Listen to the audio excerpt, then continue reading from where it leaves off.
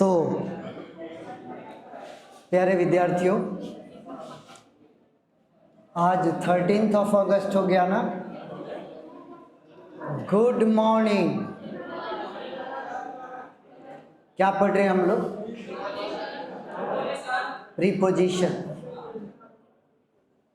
Preposition का intro पढ़ा चुके हैं और आज प्रीपोजिशन को स्टार्ट करना। तो सबसे पहले हम लोग 1 बाय 1 सबको पढ़ना है। पहले हम लोग बात करते हैं, किसकी बात करते हैं? Use of at. तो एट का यूज आप लोग कीजिएगा जब आपको टाइम के कंटेक्स्ट में एट का यूज होता है। आप लोग हिंदी में आप लोग बोलते हैं, ये जो वर्ड आप लोग बोलते हैं कौन सा? तो बजे के कंटेक्स्ट में एट का यूज किया जाता है। जब आपको ये बताना है कि ये वाला काम इतना बजे हुआ, इतना बजे हो रहा है या इतना बजे होता है, तो वहाँ पर एट लगता है। जैसे ये सेंटेंस पढ़ा जाए, यहाँ पर लगा हुआ है प्रीपोजिशन क्या, और क्यों लगा है? क्योंकि यहाँ पर क्या लिखा हुआ है? 6 PM जो लिखा हुआ है वो बता रहा है 6 बजे ही विल अराइव, वह पहुँचेगा। तो उसके पहुँचने का काम कितना बजे हो रहा है? तो यहाँ पर प्रीपोजिशन एट लगेगा। जैसे ये लिखा है द मीटिंग स्टार्ट्स एट, तो 10 AM पर मीटिंग स्टार्ट होगा। तो इस 10 AM को भी हिंदी में हम क्या बोलते हैं? PM को भी हिंदी में क्या बोलते हैं? ओ क्लॉक को भी हिंदी में बजे बोला जाता है, बोलते हैं ना। तो इन जहाँ भी बजे की चर्चा होगी वहाँ पर एट लगेगा। बोलो समझ में आ गया पहला नियम? कॉपी निकालिए, शुरू कीजिए। Use of eight.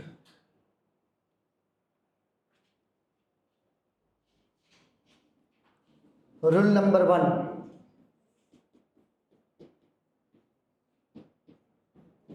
लिखेंगे in the context of time. In the context of time, और हिंदी में लिख लीजिएगा बजे।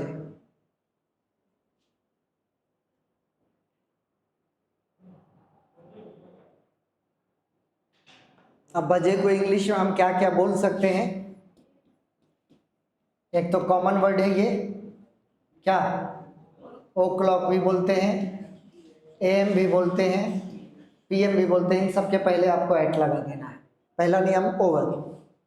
एग्जाम्पल में आइए, दोनों एग्जाम्पल को नोट कीजिए। क्या हो गया? नियम खत्म। इन the context of time bracket में बजे, मतलब क्या आप लोग चाहते हैं एकदम पूरा लिखवाएं? बजे के पहले एट का प्रयोग ऐसे लिखवाना होगा मुझे।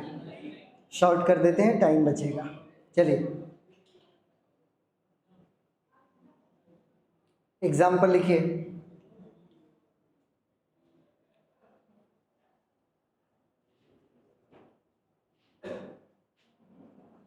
एग्जाम में जाओगे तो क्वेश्चन कैसे आएगा पता है आपको? जहाँ एट है वो ब्लैंक हो जाएगा और वहां पर ऑप्शन दे देगा।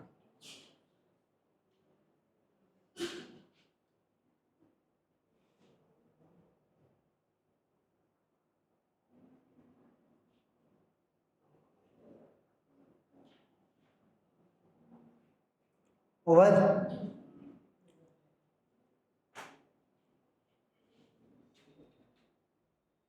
बहुत सारा नियम होता है ना। हकीकत में देखा जाए तो जो प्रीपोजिशन हम लोग पढ़ेंगे, प्रीपोजिशन जितना नियम पर होता है उससे 10 गुना अधिक बिना नियम का होता है। ध्यान रखिए, प्रीपोजिशन का कोई खास रूल नहीं होता है कि यहाँ पर ये लगेगा, यहाँ पर ये।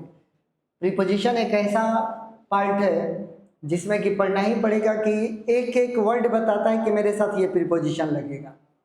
एक एक वर्ड के साथ एक अलग प्रीपोजिशन आ जाता है। जैसे अगर बोलते हैं I am proud of you, तो प्राउड के बाद हमने क्या बोला है?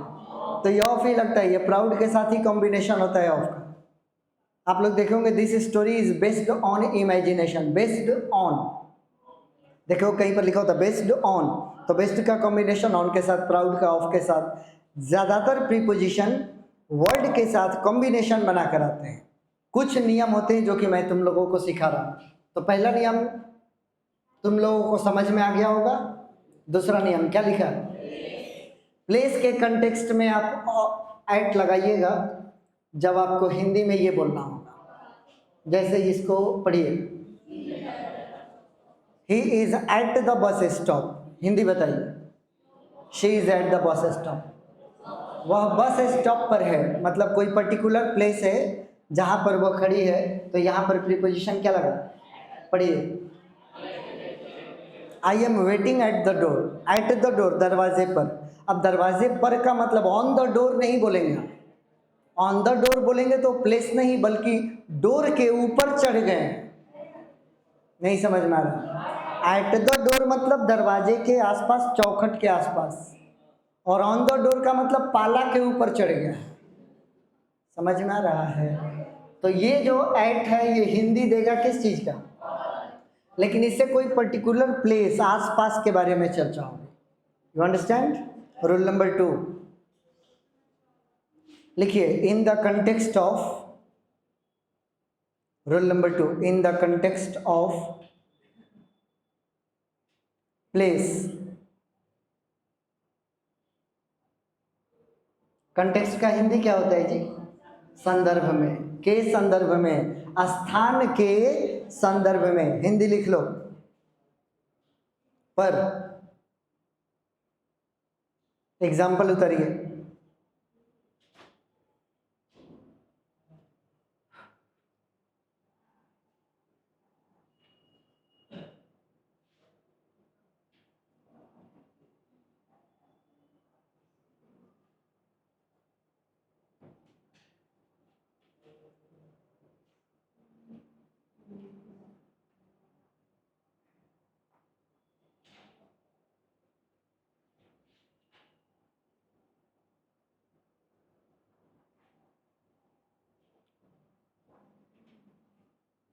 जहाँ प्रीपोजिशन लगा रहे हो वहाँ पे अंडरलाइन कर लेना ताकि तुम्हारी नज़र डायरेक्ट वहाँ पर जाए कि एट लगा हुआ है।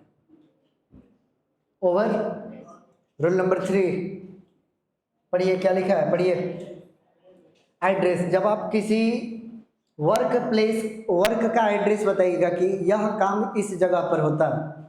जैसे कि मैं आपसे पूछूंगा वेयर डू यू लिव, आप कहाँ रहते हैं, तो आप कहिएगा मैं रहता हूँ अबकारी गली डुमराव में, हाँ, स्टेशन रोड डुमराव में, सफा खाना रोड डुमराव में, बोरिंग रोड पटना में, जुहू बीच मुंबई में। तो ये क्या है? अरे जितना मैं बोल रहा था वो क्या था? एड्रेस है। तो एड्रेस के कंटेक्स्ट में आपको एट लगाना होगा। जैसे यहाँ पर लिखा है क्या? She lives at 45 oak street. ये एक स्थान का जो कि एड्रेस है, जैसे गली मोहल्ला होता है ना, उसका नाम है, इसके पहले एट लगा। वैसे ही मैंने यहाँ पर तुम लोगों के लायक लिखा है। यहाँ पर समझ में आ रहा है कि सफ़ा खाना रोड डुमराव में मैं पढ़ाता हूँ, तो मेरे पढ़ाने का एड्रेस है क्या? सफ़ा खाना road Dumraon. Do you understand? Address clear हो गया है? अरे चिट्ठी जहाँ पर भेजते हैं तो एड्रेस लिख कर भेजते हैं ना, वही वाला एड्रेस लिखिए। इन द कंटेक्स्ट ऑफ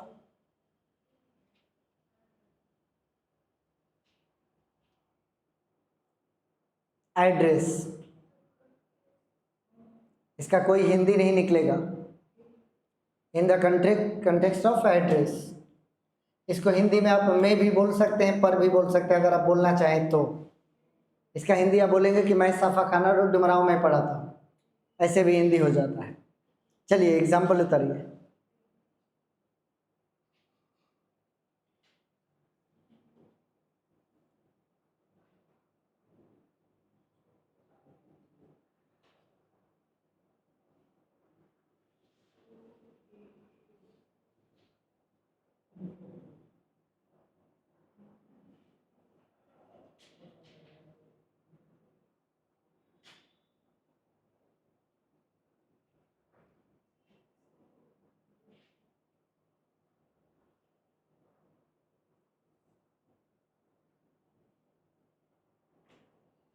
एक और ऐसा एग्जाम्पल लिख लिया जाए जो एड्रेस तुम लोग के माइंड में रहे। ये वाला तो एड्रेस तुम लोग को समझ में नहीं आएगा। 45 ओक स्ट्रीट, ये कोई विदेशी शहर का एड्रेस है। हम लोग पटना दिल्ली वाला लिख लेंगे तो समझ में आ जाएगा। लिखिए, माई सिस्टर लिव्स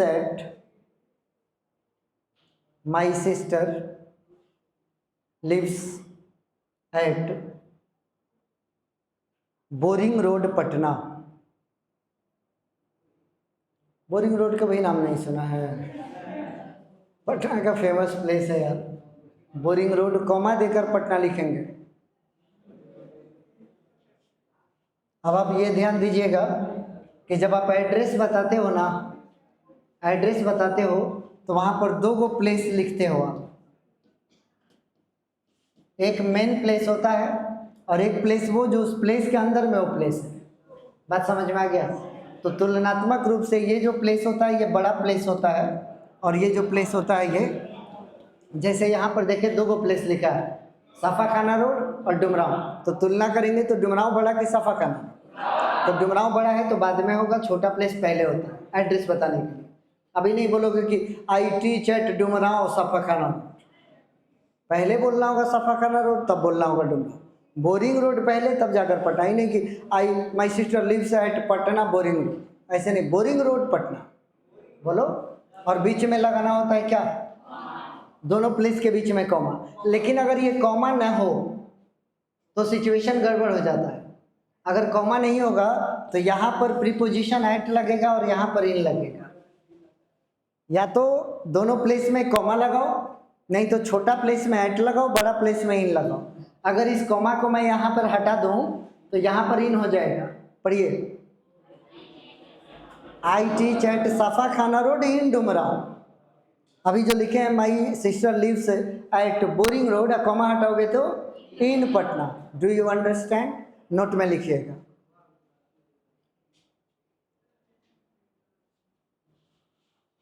एड्रेस बताने के लिए,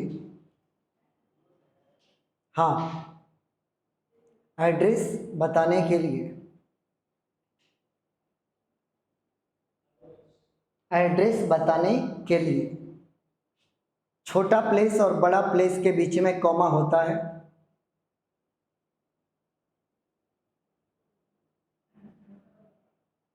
छोटा प्लेस और बड़ा प्लेस के बीच में कॉमा होता है, COMMA।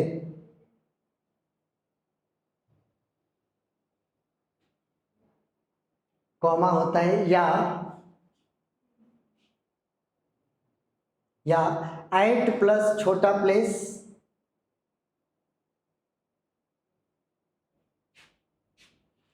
एट प्लस छोटा प्लेस इन प्लस बड़ा प्लेस।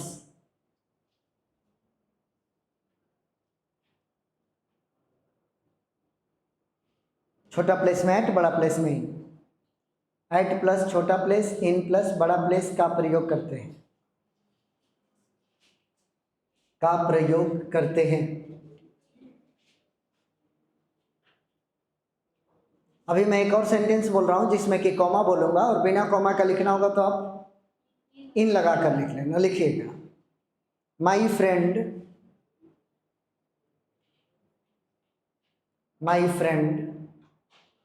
लिव्स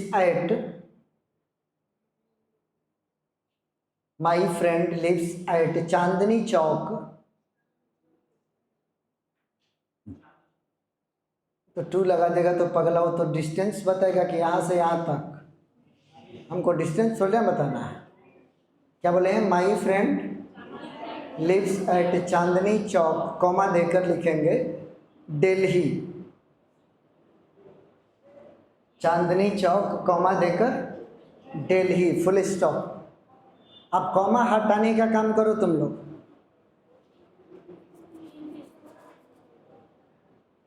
कॉमा हटाओगे तो क्या चेंज होगा? करो, लिखो, दोबारा लिखो उसको, कलम चलाते रहो, जितना बोले उतना।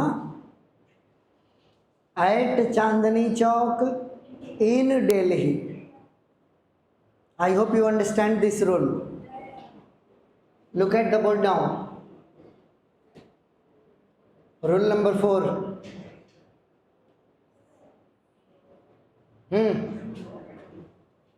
इवेंट का मतलब जानते हैं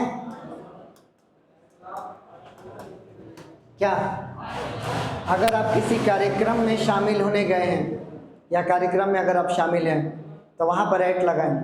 जैसे कि हमें बोलना है we met at the concert. Concert समझ में आता है, म्यूजिक कंसर्ट होता है जिसमें बहुत सारे गायक वगैरह आते हैं। तो हमारी भेंट हुई कहाँ पर? कंसर्ट में। ये लिखिए, वह पार्टी में थी लास्ट नाइट। तो यहाँ पर एक कार्यक्रम हो रहा है, कौन सा? और यहाँ पर भी एक कार्यक्रम हो रहा है, कौन सा? बोलो, बात समझ में आया? लिखिए, इन द कंटेक्स्ट ऑफ,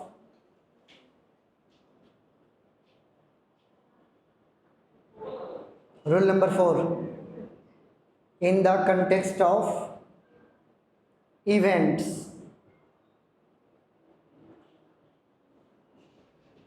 और इवेंट्स के लिए हिंदी में आप लिख लीजिए कार्यक्रम।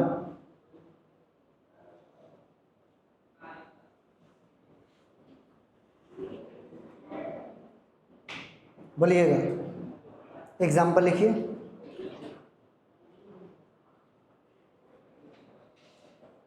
लिखिए, we met at the concert. इसका हिंदी अगर निकालना होगा ना तो इसका हिंदी में भी हो जाएगा, इसका हिंदी पर भी हो जाएगा।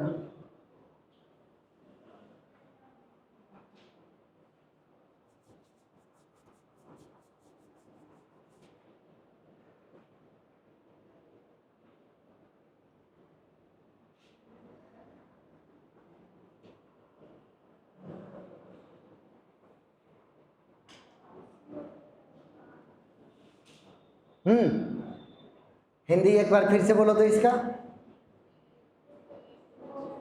हम लोग मिले थे, कंसर्ट में मिले थे। आगे,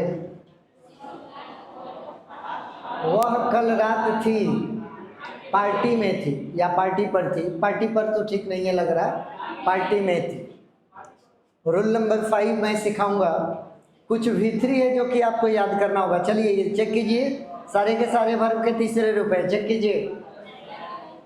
surprised, shocked, astonished, amazed, horrified, startled, इन सबका हिंदी होता है, सबका क्या?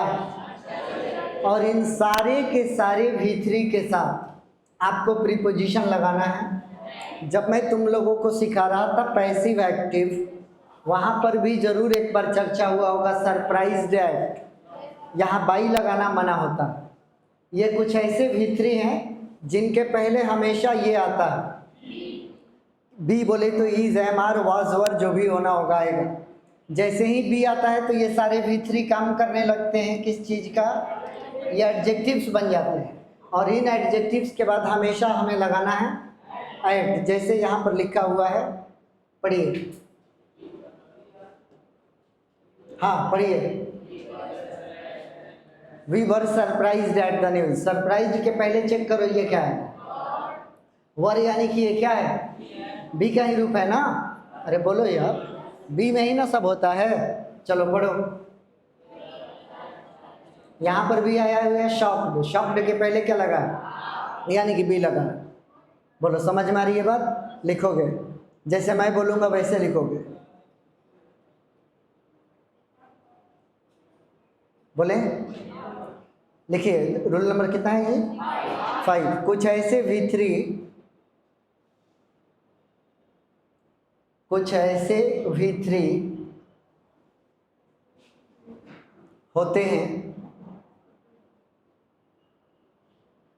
जो बी के बाद आते हैं, जो बी के बाद आते हैं। बी समझ गए ना आप लोग?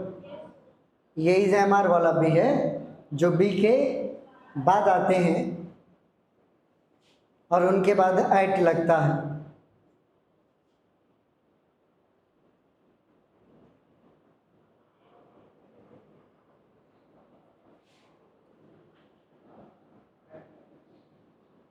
और ये सब किस चीज़ का काम करने लगेंगे जी? ध्यान रखना, ये सारे के सारे पार्ट्स ऑफ स्पीच के अकॉर्डिंग एडजेक्टिव्स है। तो पहले एडजेक्टिव से हेडिंग बनाइए, एडजेक्टिव्स लिख कर, और ये सबको उतार लीजिए।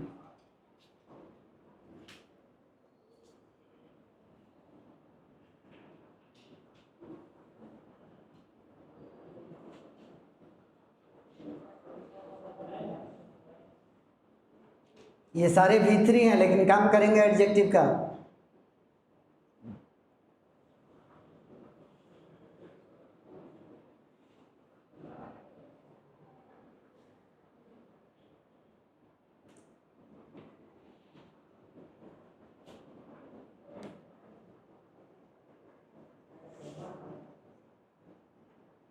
सबको उतार लेना है कॉमा दे देकर।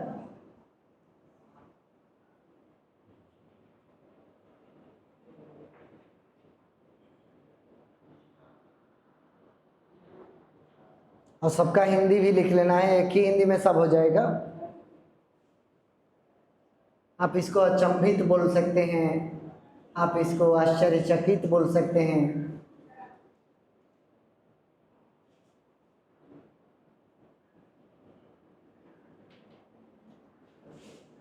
एग्जाम्पल लिखा हुआ है, दोनों को नोट किया जाए।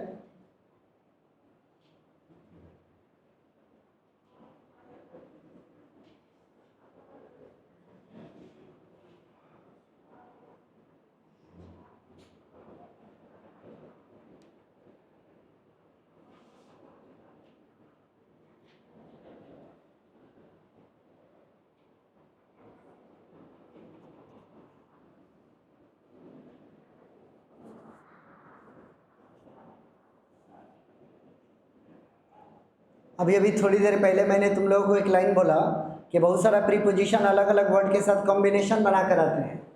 यह ऐड का कॉम्बिनेशन है।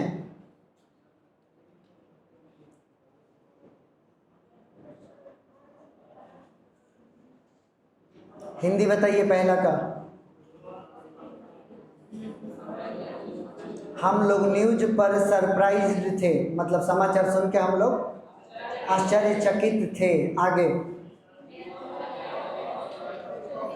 वे लोग उसके मृत्यु पर शॉक्ड थे। शॉक्ड हो जाना, अचंभित हो जाना, या फिर सदमे में हो जाना। सदमा सुना है आपने? एक हैवेल्स का प्रचार आता है, शॉक लगा शॉक लगा।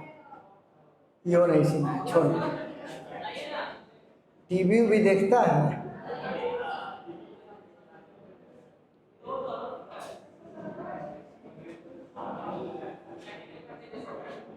सुनिए जी, हाँ,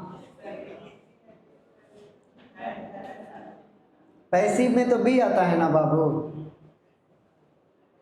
पैसिव में सारे V3 के पहले तो बी आता है। कोई भी पैसिव उठाते हैं तो पैसिव का नाम है B plus V3 is equal to passive.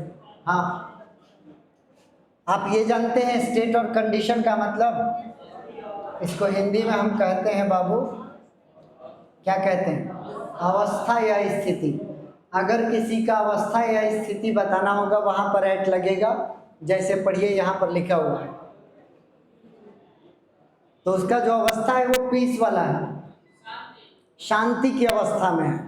ये पढ़िए, देश की जो अभी अवस्था है वो युद्ध में है, मतलब युद्ध झेल रहा है देश। पढ़िए, मेरी जो अवस्था, मैं ईज में हूँ। ईज का मतलब होता है कंफर्ट। कंफर्ट मतलब आई एम एट ईज का मतलब मैं एकदम आराम से हूँ। यह मेरी अवस्था है। बोलो, लिखिए रोल नंबर, लिखिए इन the context of, in the context of. ये हर बार लिखना है, कहीं तो लोग स्पेलिंग गलत मत करना। हाँ, स्पेलिंग मिला लेना एक बार, क्योंकि बार बार ये लिखना है आपको। इन द कंटेक्स्ट ऑफ स्टेट और कंडीशन।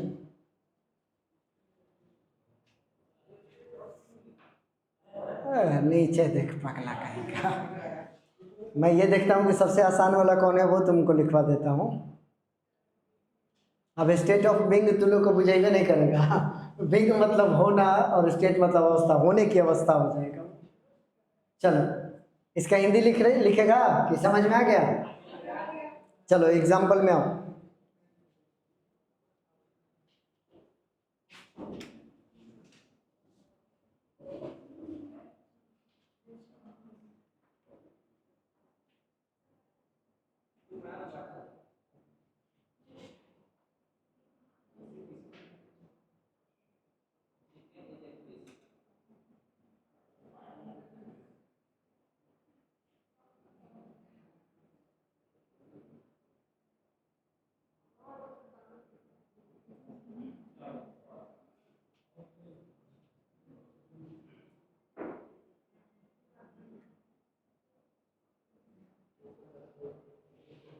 कल मैंने एक लाइन लिखवाया था, प्रीपोजिशन के बाद हमेशा पार्ट्स ऑफ स्पीच का क्या क्या आ सकता है। ये जितना भी दिख रहा है सारे का सारा नाउन है, याद रखना। एट के बाद क्या है? पीस। पीस मतलब शांति है, नाउन है। दूसरा आर, एट के बाद वॉर। वॉर मतलब युद्ध। युद्ध भी नाउन है। तीसरा ease, E S E, I S वाला ईज नहीं है ये। इस ईज का मतलब होता है आराम। कंफर्ट वर्ड सुना है? कंफर्ट। तो at ease, at peace, at war, मतलब कि मेरी जो कंडीशन है अभी, अवस्था है, वो उसकी है। कंट्री का अवस्था बताया जा रहा है कि कंट्री अभी युद्ध में, मतलब युद्ध लड़ रहा है। आई एम एट ईज, मेरा जो अवस्था है वो आराम वाला है, मैं एकदम आराम से हूं। बोलो ठीक है। रूल नंबर, चलो ये पढ़ो क्या लिखा है। रेट। रेट को हिंदी में जानते हो? किसी भी चीज का रेट बताना है। याद रखना कि मूल्य अलग चीज होता है, गड़बड़ कर देगा तुम लोग। एक होता है प्राइस और एक होता है रेट। रेट का मतलब होता है दर और प्राइस का हिंदी होता है बाबू मूल्य। रेट बताने के लिए आपको ये लगाना है और जबकि प्राइस बताने के लिए आपको ये लगाना है। रेट और प्राइस का एक बहुत बढ़िया डिफरेंस, जब भी तुम रेट बताओगे ना तो ये वाला वर्ड देखो, मैंने यहाँ पर क्या लिखा है, पढ़ो। पर समझ में आता है? प्रति लीटर, प्रति किलो, प्रति मीटर, ये सब समझ में आता है। तो अगर पर लगा है इसका मतलब वो रेट है, और डायरेक्ट अगर प्राइस बता रहा है, पैसा कि इतना में, तो मूल्य है। जैसे कि मैं बोल रहा हूँ कि मैंने यह कैमरा 1 लाख में खरीदा था, मैं आपको रेट बता रहा हूँ कि मूल्य बता? मूल्य। रेट बताना होगा तो पर जरूर बोलूँगा। मैंने 106 रुपये प्रति लीटर पेट्रोल खरीदा, ये क्या है? ये रेट है, क्योंकि प्रति लगा दिया मैंने। प्रति को इंग्लिश में क्या कहते हैं? ट्रेन 120 किलोमीटर प्रति घंटे की रफ्तार से चल रही है, क्या है ये? रेट है, क्योंकि प्रति लगा हुआ है। अरे बोलो। आपने यह जमीन 2 लाख में खरीदा, क्या ये? प्राइस नहीं, प्राइस। तो रेट और प्राइस में डिफरेंस क्लियर हो गया? कैसे पकड़ोगे रेट? रेट को पकड़ने का तरीका इंग्लिश में और हिंदी में प्रति, प्रति लीटर, प्रति किलो, प्रति मीटर, बरोबर लिखो। रेट बताने के लिए एट लगता है, लेकिन प्राइस बताने के लिए फॉर लगता है। रेट बताने के लिए एट लगता है,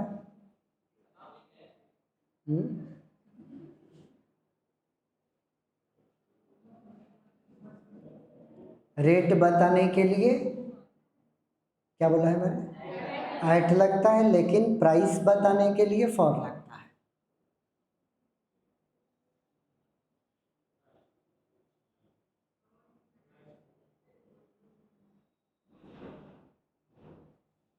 दोनों लिख लिया आपने? चलिए पढ़िए तो यहाँ पर पढ़िए प्यारे विद्यार्थी, पढ़िए पढ़िए। एप्पल्स आर सोल्ड एट $2 पर पाउंड। ये डॉलर है, और जैसे हमारा है ना रुपीज, तो ये डॉलर है, और यहाँ पर ये लगा है क्या? इसका मतलब ये रेट है। पाउंड वजन है, जैसे हमारे यहाँ केजी होता है, अंग्रेजों के यहाँ पाउंड होता है। चलो ये पढ़ो। मिल्क बिक रहा है या बिकता है 45 रुपया प्रति लीटर, तो यहाँ पर क्या लगा है? मतलब कि ये रेट है, और रेट है तो प्रीपोजिशन। अब यहाँ पर एक लिख रहा हूँ कि आई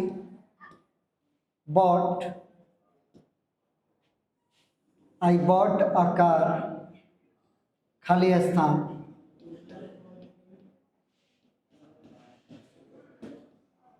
हाँ, मैंने खरीदा एक कार। आगे, मैंने 10 लाख में एक कार खरीदा, तो कार की कीमत 10 लाख हो गया ना। यहाँ पर ये प्राइस है, यहाँ पर हमें लगाना होगा।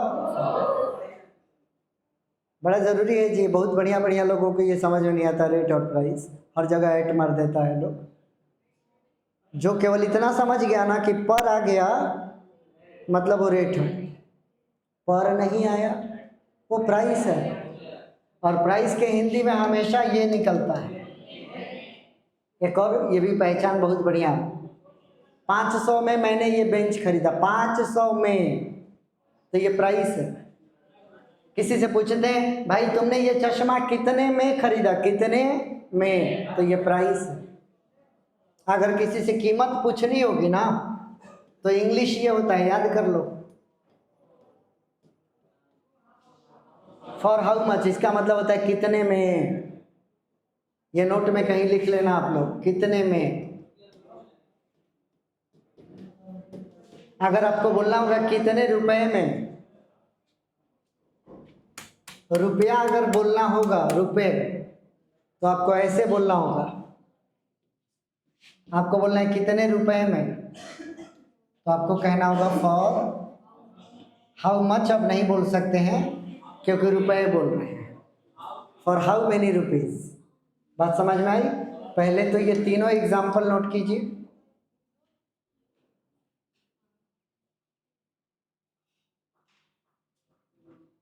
चैप्टर लंबा चलेगा जी, प्रीपोजिशन है। जैसे ही मैं तुम लोगों को डगमगाते हुए देखूंगा, ट्रिक इस्तेमाल करके और स्किप कर देंगे।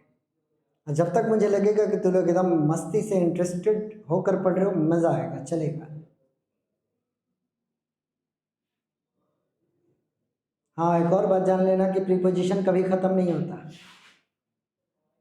मैंने अपने पूरी लाइफ में अभी तक, पूरे लाइफ नहीं सॉरी 40 साल अभी जीना है, इतने वर्षों में मैंने अभी तक प्रीपोजिशन ख़त्म नहीं किया, तो तुम लोग भी ख़त्म नहीं कर सकते।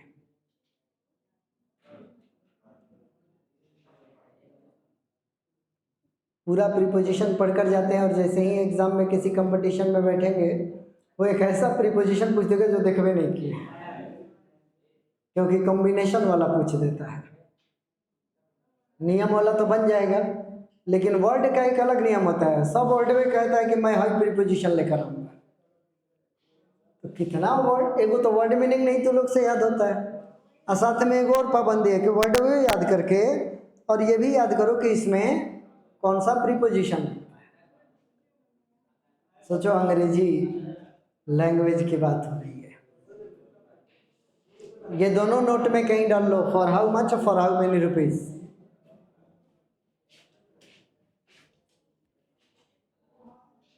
दोनों दोनों, एक होगा कितने में और एक होगा कितने रुपए में। कितने डॉलर में बोलना होगा तो हाँ, फॉर हाउ मेनी डॉलर्स हो जाएगा। कितने दरहम में पूछना होगा, फॉर हाउ मेनी दरहम्स हो जाएगा। अलग अलग देश की अलग अलग करेंसी होती है ना।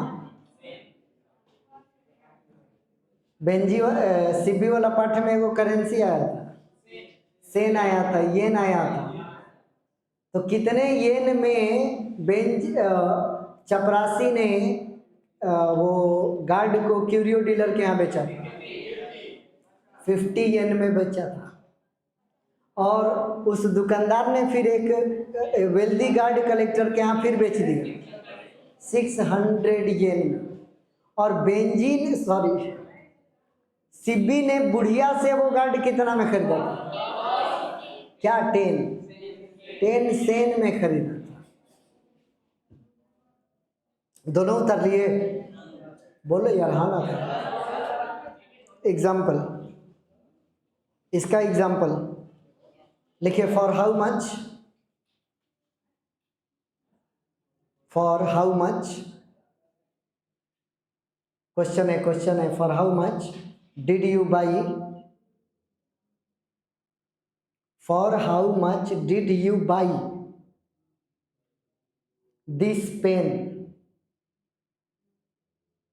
क्वेश्चन मार्क डालो। चलो हिंदी आने दो मेरे को। तुमने यह कलम कितने में खरीदा? तो हम उससे क्या पूछ रहे हैं ये बताओ। कलम का क्या पूछ रहे हैं? प्राइस पूछ रहे हैं, मूल्य पूछ रहे हैं।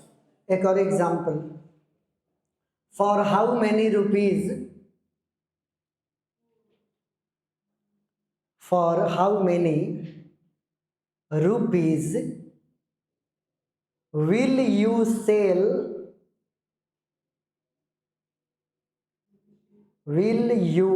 Sell your old bike. Last में क्वेश्चन मार्क डालो, हिंदी आने दो मेरे को। तुम अपनी पुरानी बाइक कितने रुपए में बेचोगे? तो तुम पुरानी बाइक का क्या पूछ रहे हो? प्राइस पूछ रहे हो। आई होप यू अंडरस्टैंड। ये हो गया कितना रोल नंबर? चलिए 8 में अभी जो बता रहे थे एक स्पीड का भी रेट होता है।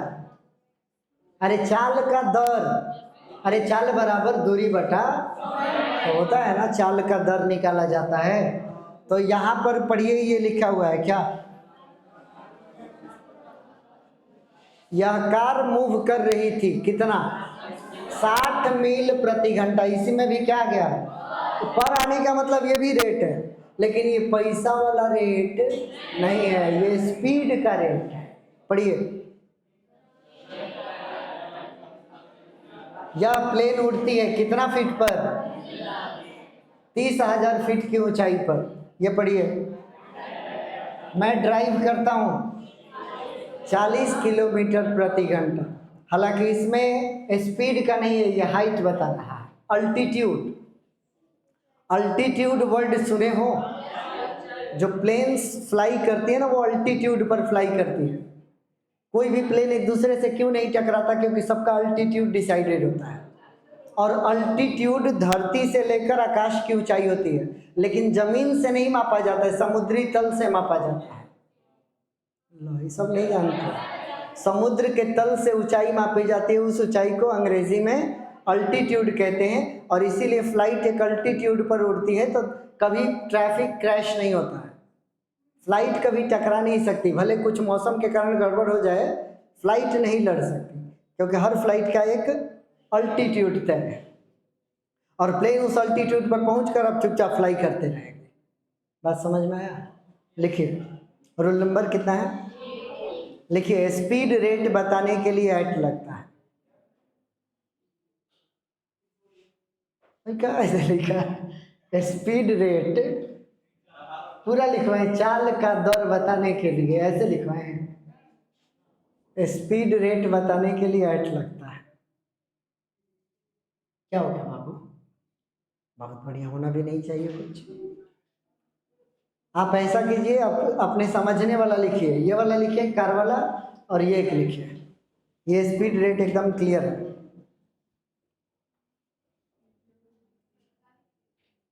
ऐट लगता है, ऐट पढ़ रहे हैं तो ऐटे न लगाएंगे बाबू। हेडिंग वाइज ऐट,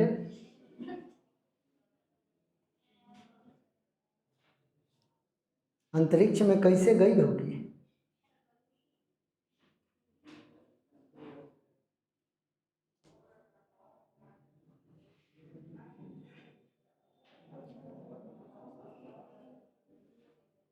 पंद्रह तारीख को तो छुट्टी रखना होगा जी, स्वतंत्रता दिवस है। अब नहीं, गलत है, एकदम नहीं, नेशनल फेस्टिवल है। चलो कहो कर। अच्छा, शहीद हो जाइएगा ना आप, तो हम लोग रखेंगे। चलिए दोनों एग्जाम्पल लिख लीजिए।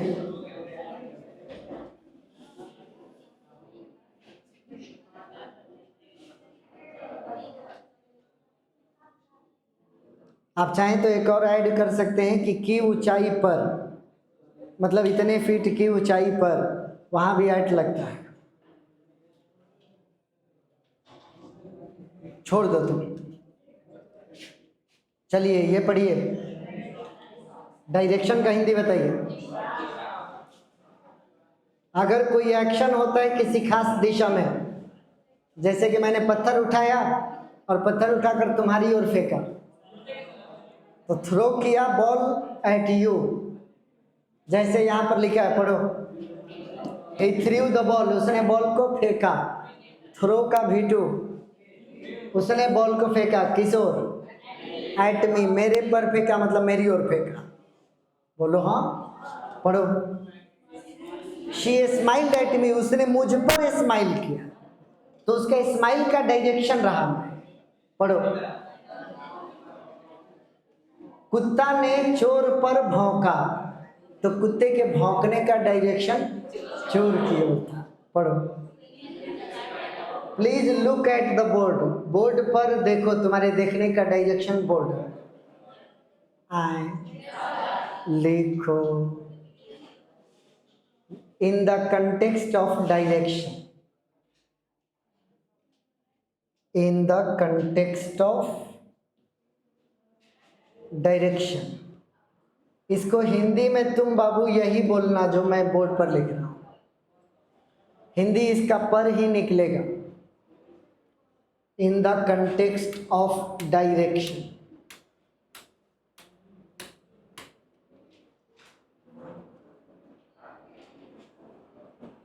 हिंदी में पर लिख लिए।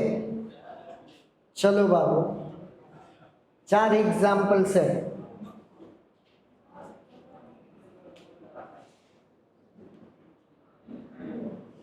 He threw the ball at me. She smiled at me. The dog barked at the thief. Please look at the board.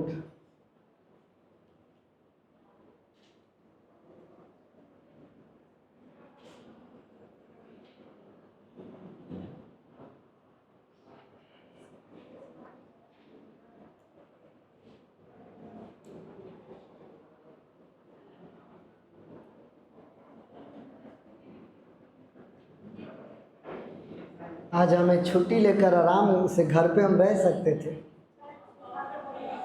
हमको लगा ना कि छुट्टी भी करेंगे, अब बारिश रुक जाएगी तो तुम लोग कुछ लोग सफाखाना रोड में बउआ आएगा, तो हम सोचे काहे बउआने दे, हम खुदे बउआ लेते हैं। हम आ गए तुम लोग के। वो तो मैं डिजर्व करता हूँ, इसीलिए वेलकम नहीं बोलेंगे।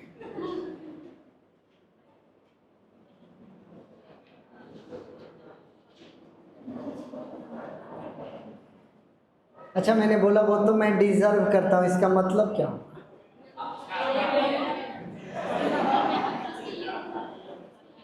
हाँ, मतलब मैं इसके योग्य हूँ, मतलब ये मेरा हक है।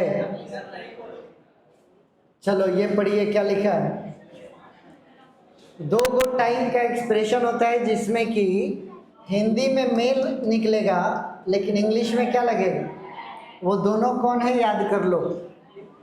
एट नून दोपहर में, एट नाइट रात में। लेकिन यही अगर बोलना होगा आफ्टरनून तो क्या बोलोगे?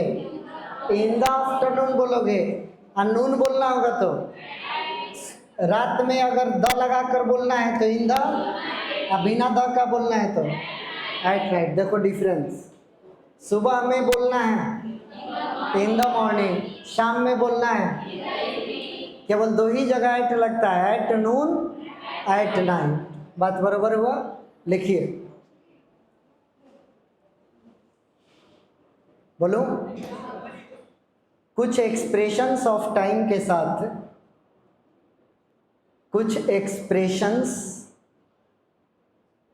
ऑफ टाइम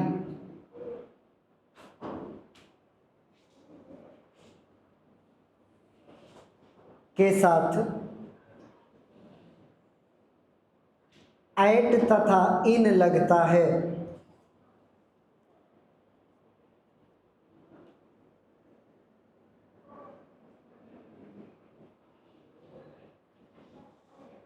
एट तथा इन लगता है। चलिए, एक एट वाला पहले वो पूरा उतार लीजिए। 6 गो होगा, 1 2 3 4 5, हाँ 6 गो है, उतारो। 2 गो एट वाला, 4 गो इन वाला।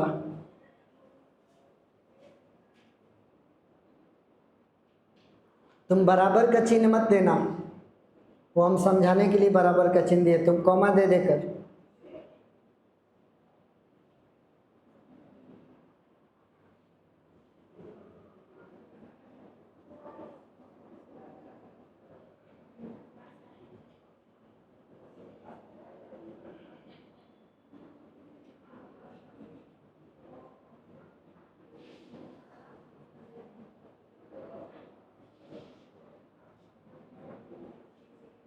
चलो बताओ कहाँ कहाँ एट लग सकता है?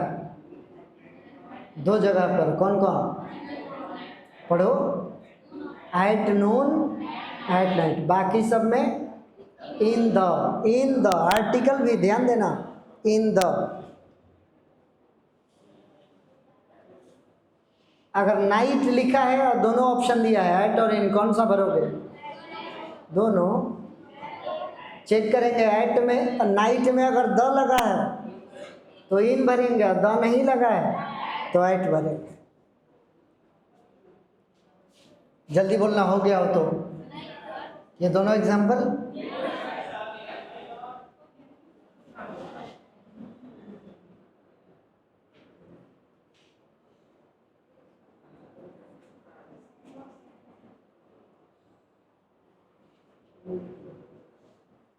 जो चौथा टेस्ट तुम लोगों का आएगा ना, अगस्त के लास्ट में आएगा। प्रिपेयर्ड रहना लोग। हाँ, अगस्त के लास्ट में, क्योंकि अभी एक प्रोज और एक पोइट्री भी तो है ना इसके बाद, अगस्त के लास्ट में। चलो, कुछ एबिलिटी बताने वाले वर्ड हैं, याद करो, पढ़ो। गुड सबको मालूम है, ये भी सबको मालूम है। क्लेवर भी सबको मालूम है। स्किलफुल का मतलब बताओ।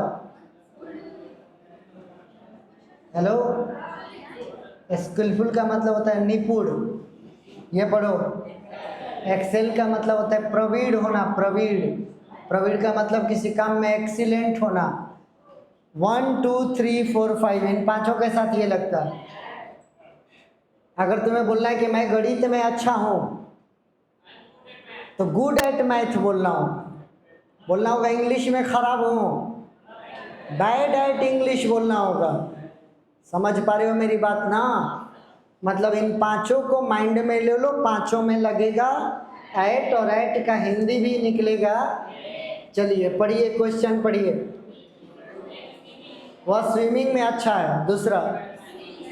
वह मैथ में बुरी है, तीसरा। वह पियानो बजाने में एक्सेल किया है। एक्सेल करना मतलब होता है एकदम महारत हासिल किया है, उसको महारत हासिल है। बोलो, लिखिए, पांचों को पहले उतारिए।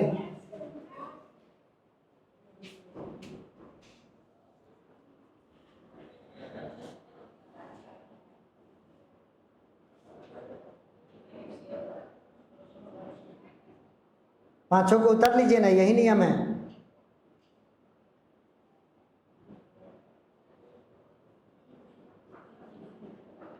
किसका हिंदी बोल दो, बताओ। स्किलफुल का हिंदी लिख लो निपुण। निपुण अगर नहीं समझ में आया तो दक्ष। रुक जाओ, दक्ष भी नहीं समझ में आया? कोई दूसरा हिंदी? मैं निपुण हूं कोई काम करने में। कुछ ना समझ में आए तो योग्य। एक्सेल का हिंदी? प्रवीण होना, प्रवीण। प्रवीण मतलब बहुत ही शानदार क्वालिटी हासिल करना। चलो सामने एट लिख दो सबके सामने, और हिंदी इसका लिख दो, क्या निकलेगा? एग्जाम्पल बोल रहा हूं, लिखो। बोलो, are you good at English? Are you good at English?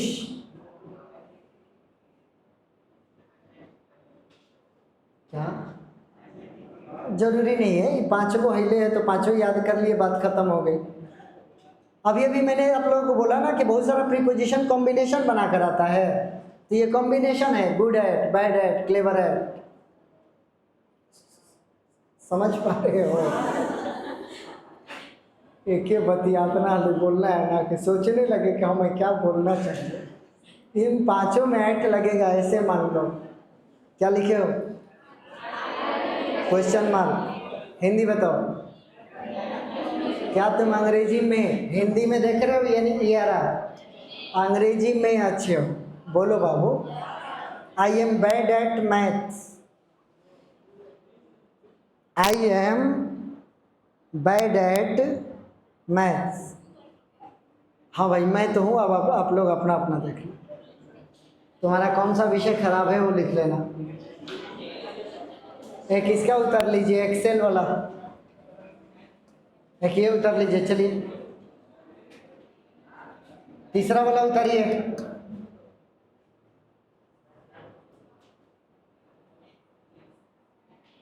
एक क्वेश्चन पूछ रहा हूं तुम लोगों से, बताना एक्सेल में यहाँ पर एस क्यों लगा हुआ है? इन पांचों में 4 गो एडजेक्टिव है, शुरू वाला गुड, बैड, क्लेवर, स्किलफुल, और ये जो पांचवा ये वर्ब है, और ही के साथ वर्ब का कौन सा रूप लगेगा, इसीलिए एस लगा हुआ है। इन पांचों में 4 क्या है, एडजेक्टिव है। अच्छा जिस दिन बारिश हो रहा है उस दिन और ज़्यादा पढ़ाई हो रहा है, क्योंकि एक दिन और बारिश हुआ था, तुम लोग आए थे, आप वीडियो जाकर चेक किए तो बहुत लंबा बना हुआ था, 1.5 घंटे का वीडियो था। मतलब जो ये सोच कर नहीं आ रहा है बुनी पड़ रहा है, उस दिन और खतरनाक पढ़ाई हो रहा है। चलिए 12 नंबर, ये खत्म ही करके छोड़ेंगे चला। अरे एट वाला खत्म हो गया, लिखो ना। अरे नहीं यार ये लास्ट पेज है। 12 नंबर रेडी, चलिए पढ़िए ये क्या लिखा है। कोई किसी विशेष लेवल पर जाकर अगर कोई एक्शन होता है, जैसे डिग्री वगैरह में, हाथाना डिग्री सेल्सियस, अरे बोलिए, तो पानी एक लेवल पर पहुंचता है तो उबलने लगता है, आइस एक लेवल पर पहुंचता है तो पिघलने लगता है। तो रहने दो, हम अब ऐसा हूँ, विज्ञान का परीक्षा तो मुझे देना नहीं, तो मैं इन सब चीज़ों के बारे में जब सोचना था तब हम पढ़वे नहीं किए, विज्ञान बुझाया ही नहीं। पढ़ो, वाटर बॉयल्स एट, तो यहाँ पर लगा है एट क्योंकि यहाँ पर एक लेवल दिया गया है, कितना, पढ़िए। स्टॉक मार्केट बंद हुआ एट, कब बंद हुआ, ऑल टाइम हाई, मतलब पूरा स्टॉक मार्केट का सबसे हाई पर पहुंचकर, वो लेवल सबसे, स्टॉक मार्केट तो बुझाता नहीं होगा तुम लोग, स्टॉक मार्केट होता है ना, उसका एक लेवल होता है, आज इतना पॉइंट पर है, आज 32,000 पर है, आज 80,000 पर है, तो जिस दिन अभी तक का सबसे हाई पॉइंट हो गया उसको कहते हैं एन ऑल टाइम हाई पर जाकर बंद हुआ। यहाँ पर एट का हिंदी निकलता है बाबू, यहाँ पर निकलता है, पढ़िए। वाटर फ्रीज कर जाता है कितना पर, 0 डिग्री, तो यहाँ पर ये एट हम क्यों लगा रहे हैं, अरे बोलो बाबू क्या बताने के, चलिए लिख लीजिए, in the context of level और scale, in the context of level और स्केल, और यहाँ पर एट का हिंदी भी लिख लेना आप लोग। चलो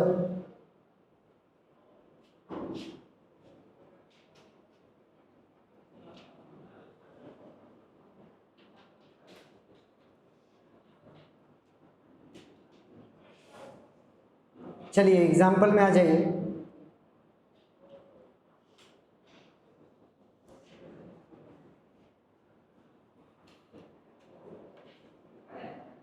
अच्छा कौन सा प्रीपोजिशन चल रहा है, नहीं, प्रीपोजिशन भी तो 3 प्रकार के ना, ये सिंपल प्रीपोजिशन चल रहा है।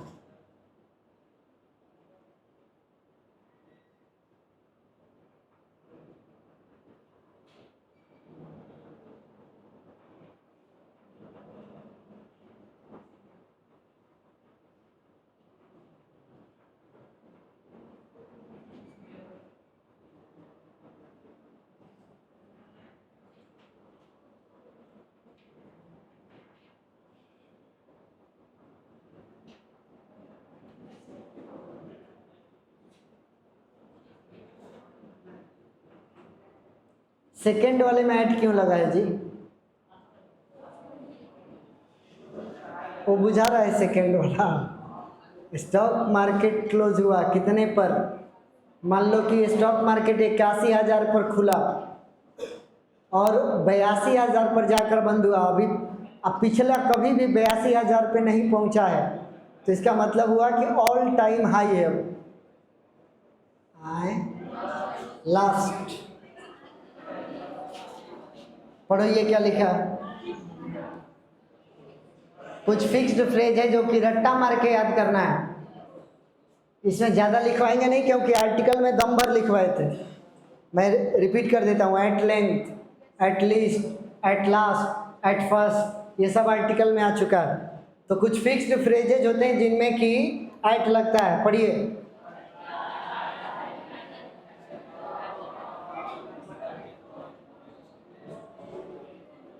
लास्ट लिखिए, कितना नंबर? Fixed phrases.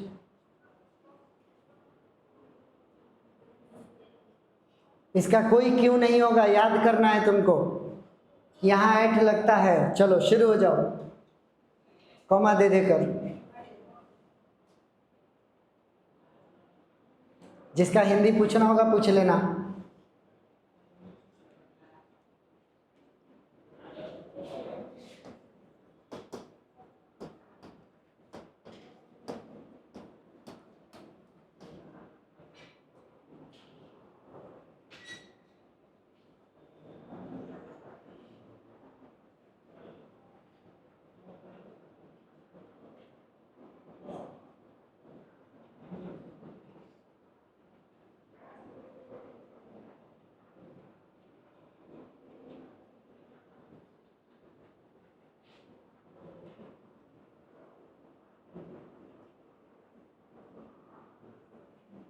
कहीं पर हिंदी के लिए लग रहा है तो लोग को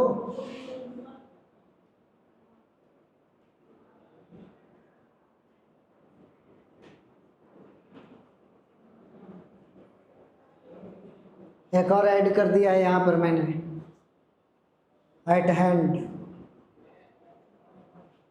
इसका हिंदी होता है नज़दीक, लेकिन प्लेस वाला नज़दीक नहीं, समय के मामले में नज़दीक। जैसे कोई बोलता है कि परीक्षा हमारा नज़दीक आ गया है,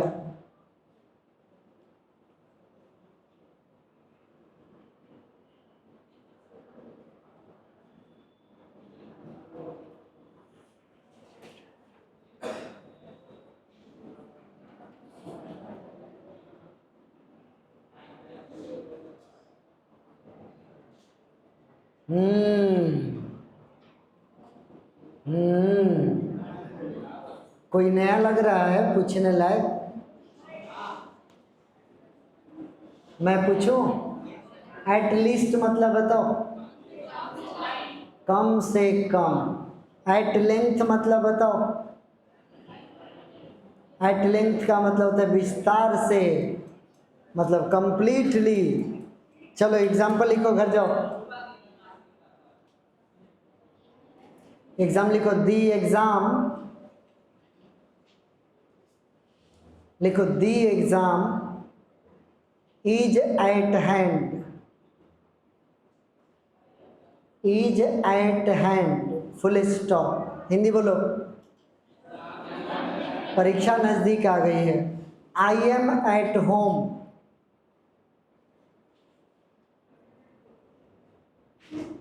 I am at home. At home का हिंदी बताओ। एक तो ये वो होता है जो तुमने बोला, क्या बोला अभी अभी, मैं घर पर हूँ। एट होम का मतलब ये भी होता है,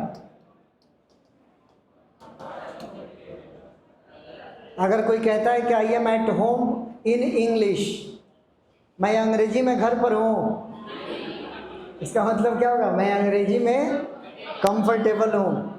eight home is equal to comfortable भी होता है, कहीं पे लिख लो। At home is equal to comfortable.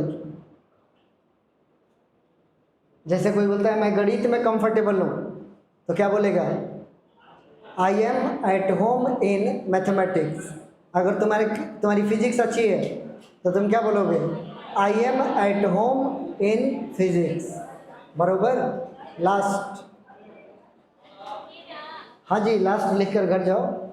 I don't like you at all, हाँ एग्जाम्पल है।